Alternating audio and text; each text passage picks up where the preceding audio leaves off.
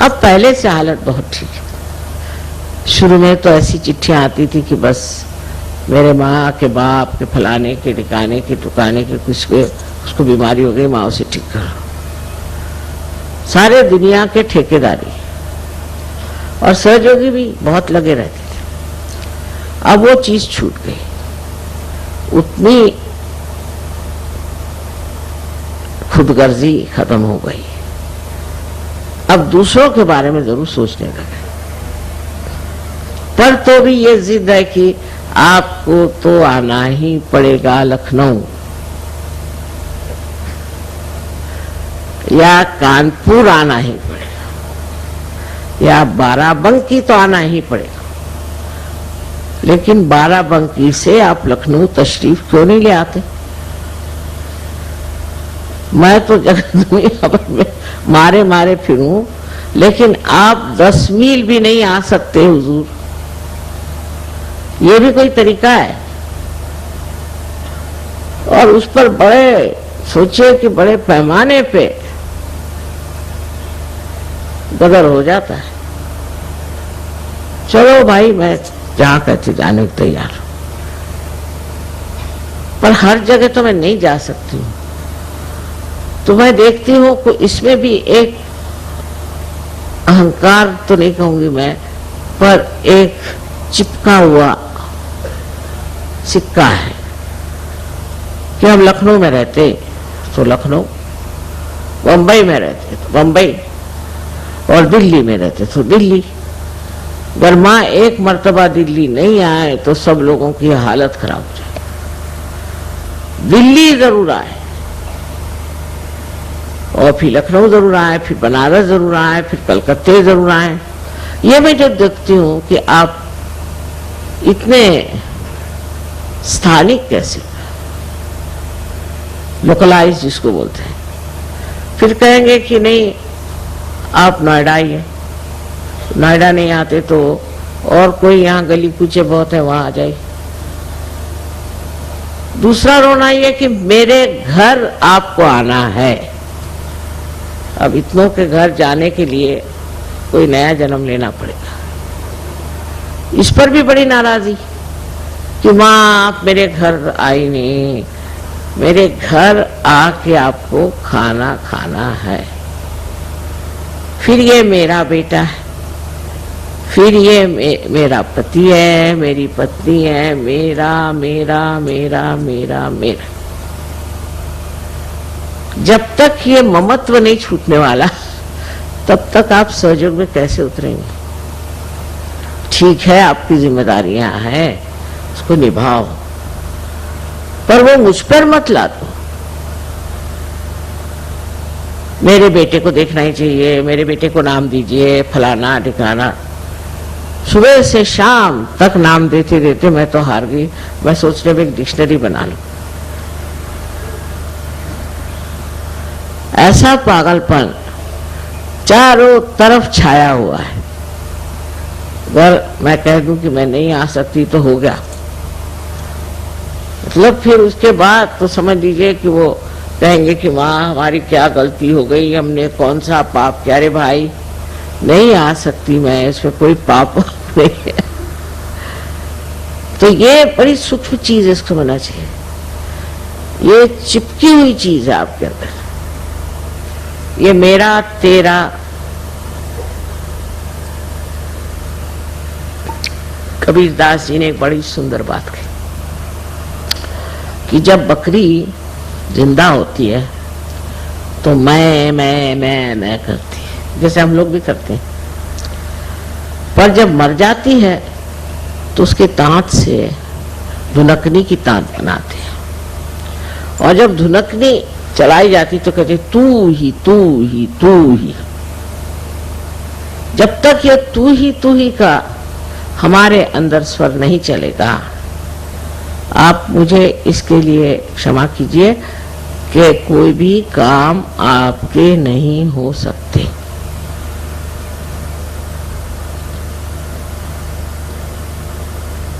अगर आप करके सब दिखा सकते हैं तो कर लीजिए, पर अगर आप उस पर छोड़ने की क्षमता रखें और कहें तू ही तू ही तू ही,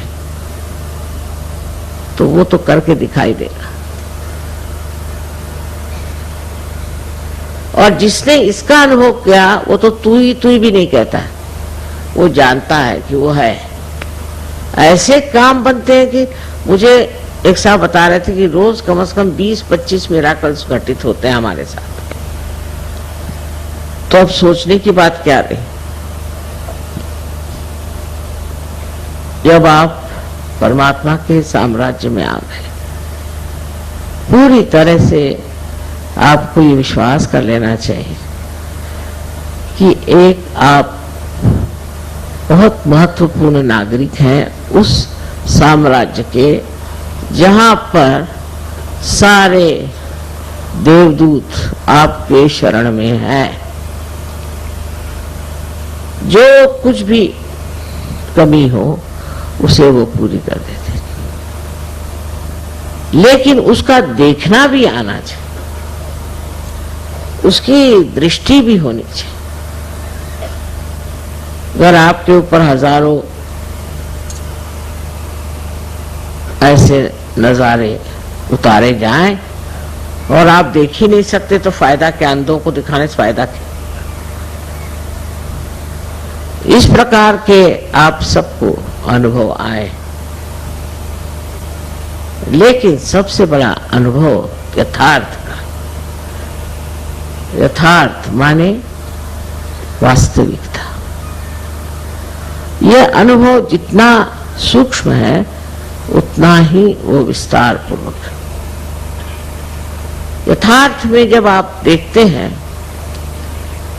तो आपको दिखाई देगा कि आप कोई छोटे नहीं हैं, और आप बिल्कुल छोटे भी हैं और तो भी आप सारे आकाश में समाये। जैसे कि एक बूंद समुद्र में मिल जाए तो वो क्या देखती है कि वो समुद्र हो गई। अब समुद्र जहां जाए, जहां ले जाए, जो करे उसके साथ वो घूमती रहती, भटकती रहती, नाचती रहती। उसको अपना अस्तित्व ही जब नहीं रह गया तो वो झगड़ा किससे करे और क्यों करे। जो हमारी जिंदगी थी उससे हम बहुत बेहतर हो गए, ये तो बात माननी पड़ेगी, इसमें तो कोई शक नहीं। लेकिन अभी थोड़ा सा रास्ता और तय करना है। पहले तो अपने ममत्व को देखो। इस ममत्व के कारण अनेक प्रश्न खड़े हो जाते हैं।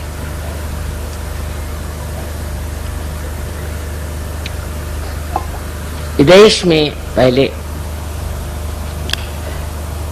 माँ बाप बच्चों की कदर नहीं करते थे, बिल्कुल नहीं।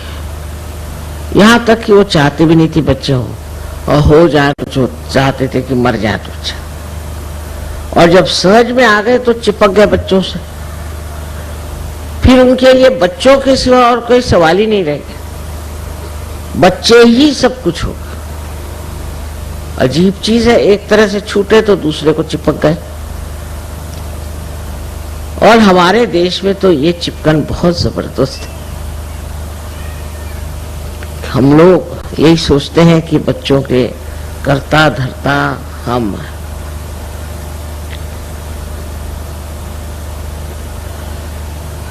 इसको समझ लेना चाहिए कि संसार को चलाने वाले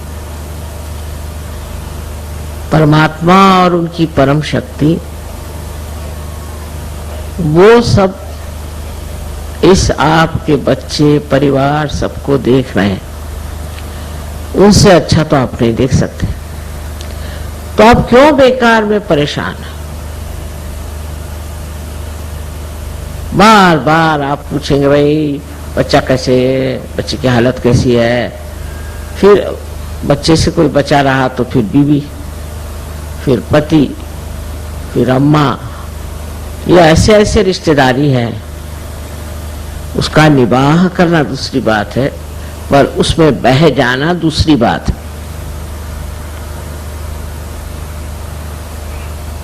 इस ममत्व को तोड़े बगैर आप सहज की मर्यादाओं से बाहर नहीं निकल सकते। सहज की जो मर्यादाएं हैं वो इस तरह से बंधी हुई है। इससे ऊपर उठने के लिए आपको बहुत सी बातों की तरफ ध्यान देना चाहिए। छोटी छोटी बातों को मनुष्य चिपक जाता है। अब मैं नहीं कहूंगी कि आप अस्वाद में उतरे, क्योंकि ऐसे कहने पे तो उत्तर भारतीय लोग तो बिल्कुल परेशान हो जाए कि माँ कहती है अस्वाद करो। ना ना, वो तो मैं नहीं कहूंगा। लेकिन स्वाद के पीछे भागने की कोई जरूरत नहीं। रात दिन स्वाद के पीछे भागेंगे, फिर आप सहजोगी कैसे?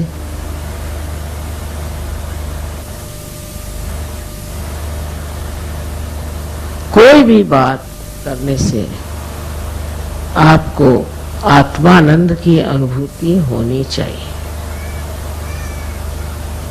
सो कैसे? हर एक चीज की ओर आप ऐसे देखें जैसे कोई एक नाटक देख रहे हैं। ये सारा नाटक, और ये नाटक चल रहा है, देख रहे हैं आप। कभी मजाकिया बातें हो रही हैं, कभी कुछ और बातें हो रही हैं। आपका कुछ लेना देना इससे नहीं। आप देखते हुए हंस रहे हैं, देखते हुए रो रहे हैं, बस। लेकिन इसके अंदर आपका कोई भी समावेश नहीं है। आप बाहर से इसे देख रहे, तो आप आश्चर्य करेंगे कि आप जल्दी से किसी भी चीज को क्षमा करते हैं। कल एक साहब ने बताया कि माँ ये अभी सिगरेट पीते। वो सोचा कि मैं बिगड़ूंगी। मैंने कहा नहीं ठीक है, सिगरेट आसानी से नहीं छूटती। लेफ्ट विशुद्धि अगर हुई तो उससे सिगरेट पकड़ी जाती। उनकी लेफ्ट विशुद्धि तुम ठीक करो, देखो उनकी सिगरेट छूट जाएगी। तो सारी दृष्टि ही ऐसी बदल जाती है कि जिससे आदमी सोचता है कि इसको किस तरह से सुधारा जाए, क्या ठीक किया जाए, किस तरह से बनाया जाए, किस तरह से जोड़ा जाए। एक तरह की जो आज तक बुद्धि हमारी विश्लेषण एनालिसिस को करती थी, वो सिंथेसिस, वो सब जोड़ने की क्रिया करती। और उस जोड़ने को जो हम चाहते हैं, पूरी तरह की मदद परमात्मा से मिलती है। आप समझ लीजिए कोई आकर मेरे पास किसी बुराई करता, एक बार, ये तो हमारी आदत कभी कभी छूटती नहीं ना, तो मेरे पास भी आके बताते हैं वो आदमी ऐसा वैसा। तो कुछ थोड़ा झूठी हो, मैं उससे कहती हूँ अरे भाई वो तो तुम्हारी तारीफ ही तारीफ कर रहा था।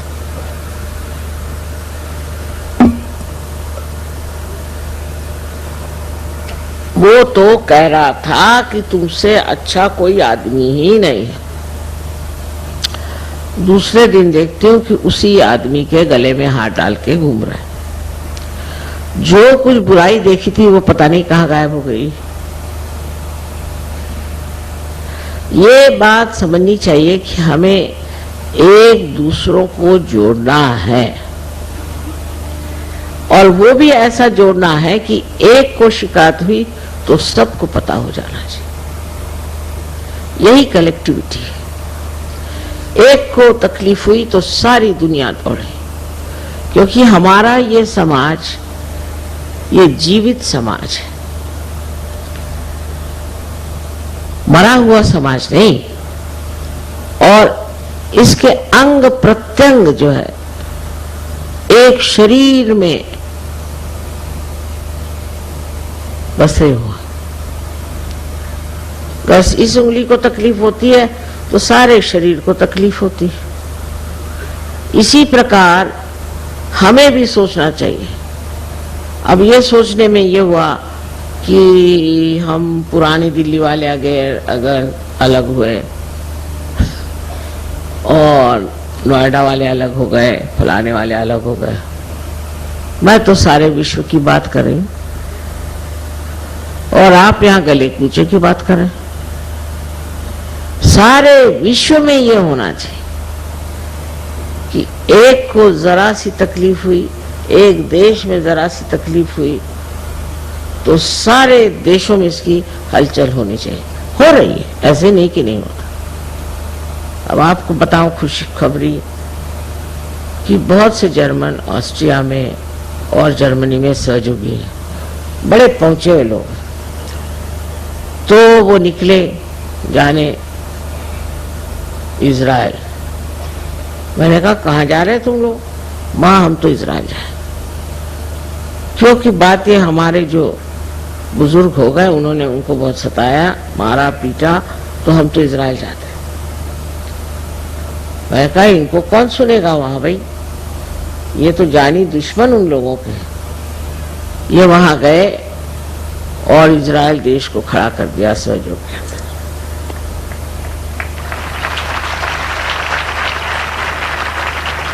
अब उससे और एक अच्छी बात बता, बड़ी खुशखबरी।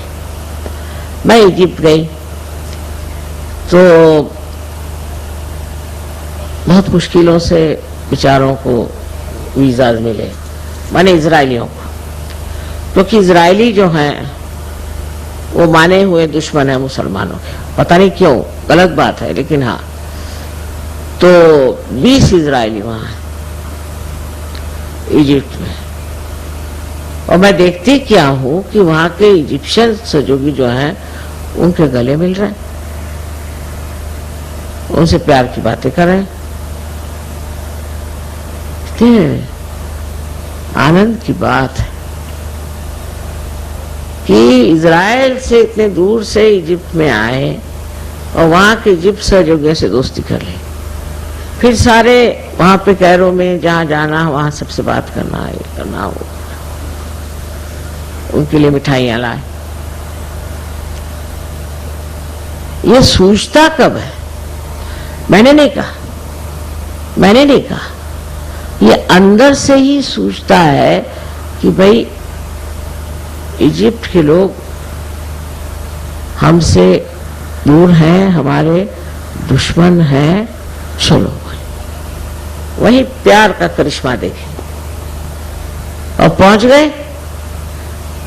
मैं पहुंची, उसके दूसरे दिन मैंने आए कैसे? आ गए,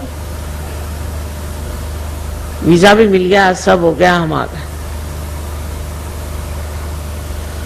ये पहली पहचान कि किस तरह से प्यार का दान आप दूसरों को दे सकते हैं। लेकिन ये तो तभी होगा जब आप अपने से हटेंगे, जब अपने ही अंदर आप कूद रहे हैं, तो बाहर क्या होगा?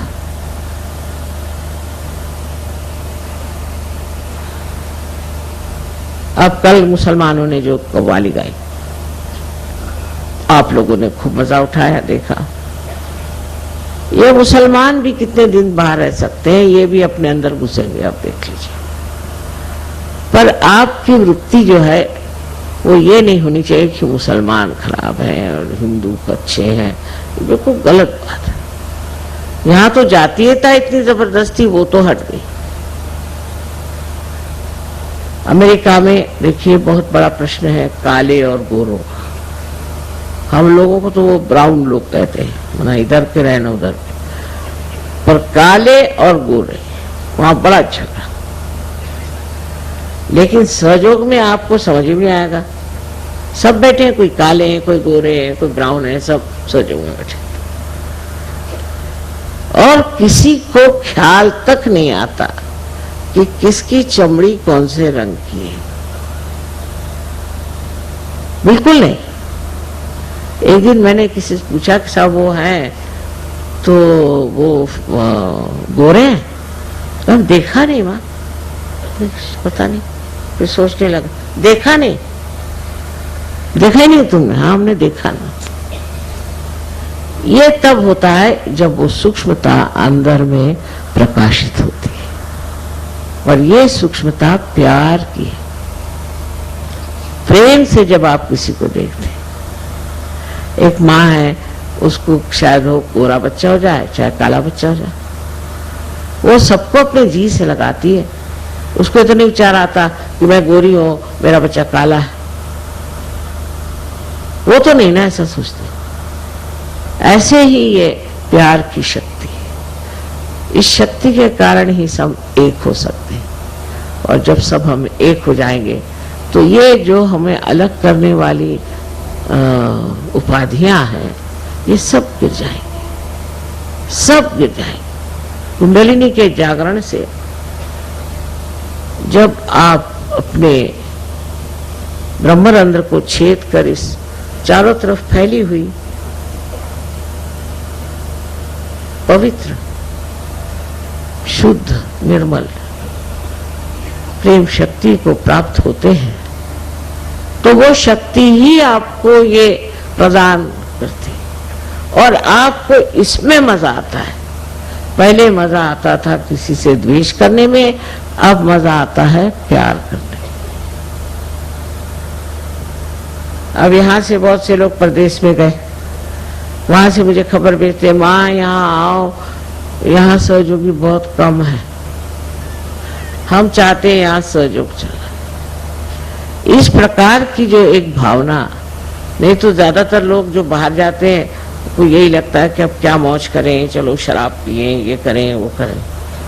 इन सहयोगियों को एक ही बीमारी कि और सहयोगी कहाँ से आएंगे, बगैर सहयोगी हम कैसे जी सकते हैं, ना क्लब जाएंगे नहीं कुछ करेंगे, बस उनको यही एक लगा।